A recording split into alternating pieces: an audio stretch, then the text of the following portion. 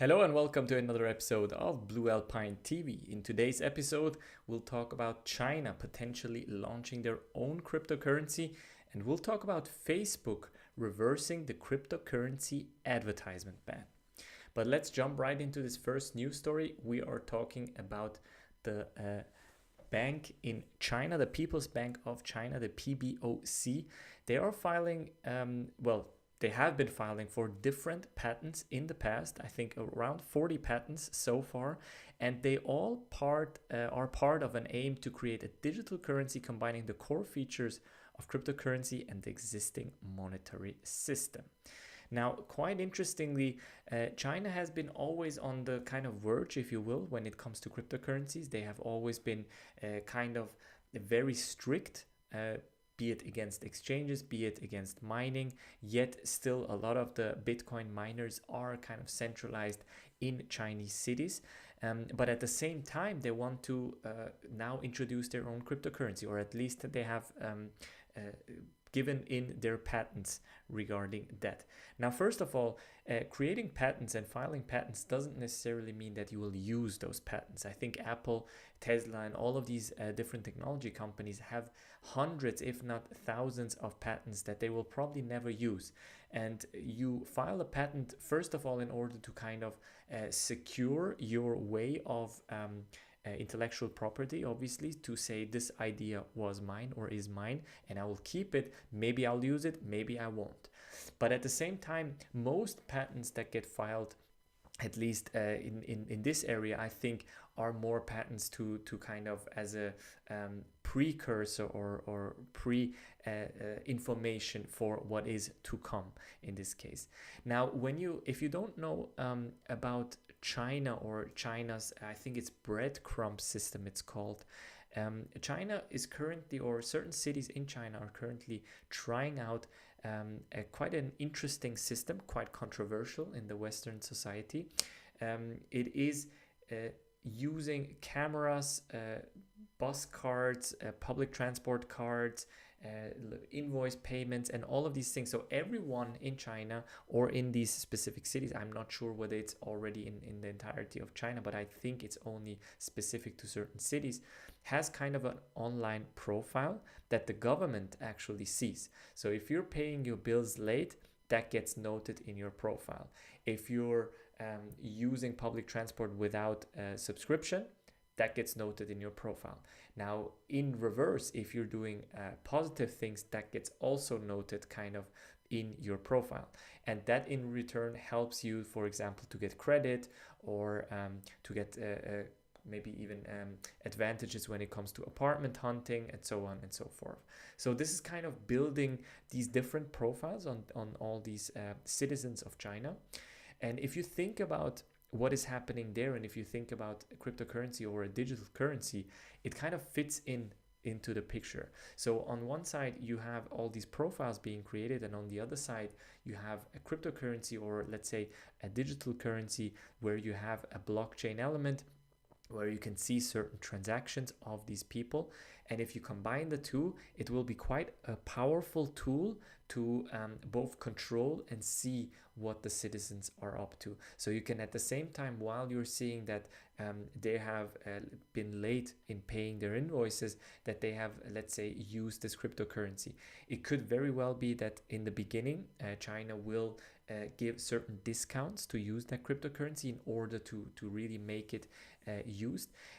What is also interesting, and that comes also from a different perspective, is WeChat, the chat application in China, is everywhere. So everyone is using WeChat to kind of use, be it to Uber, to order a taxi or an Uber, to order food, to pay for their bills, to do a reservation, to pay for street food. All of these things are all connected with WeChat. And at the same time, you have something like a digital currency or a cryptocurrency, and the combination of all of these things, and all of these things being very state close, so close to the government, obviously make it kind of a prime candidate in order to really be combined into each other and to build this really crazy, if you think from a certain perspective, observation tool.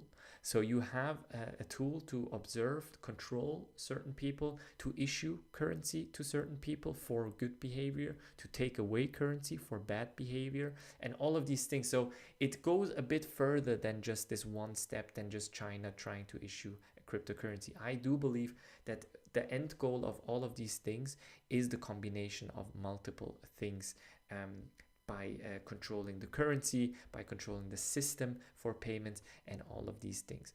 Now, obviously, if you're coming from a, let's say, Western perspective, this might sound like a crazy idea. And even for China or for Asian perspective, it might sound crazy. Nonetheless, I think it will have some interesting perspectives that we need to think about. One of which is definitely certain control mechanisms, let's say deducting taxes automatically from using cryptocurrency, all of these things. So there are definitely some advantages to the system. However, I'm not saying it's only roses and positive things. I think there is definitely something to the system, and we have to wait and see how it develops. But don't think that just the People's Bank of China is trying to issue a cryptocurrency just so that I have a cryptocurrency. Like, the goal is definitely goes even further than just the cryptocurrency. Next up, we have quite an interesting story that actually came up as soon as I uploaded the last story, or the last video, let's say. So a couple of months ago, Facebook, and then Twitter, and then LinkedIn, and then Google, and all of these big advertisement companies have stopped allowing ICOs and cryptocurrency projects to advertise on their platforms. Now, when I reported this, and when we talked about this, and when we analyzed it, one of the things I said was actually that this is just temporary, that Facebook will intentionally, or is intentionally, banning for now everything in order to go back and kind of refine the algorithms and try to understand which one of these advertisements are actually bad and are hurting people and the people of their network, and which ones are actually cool and okay.